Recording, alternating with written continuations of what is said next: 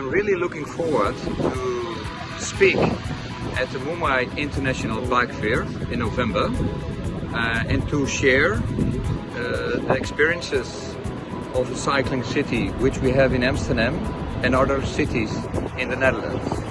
Because to invest in cycling in India, in the cities, you got the chance, the opportunity to improve the health, your accessibility, and also from an economic point of view, it's much better to cycle than being in a car.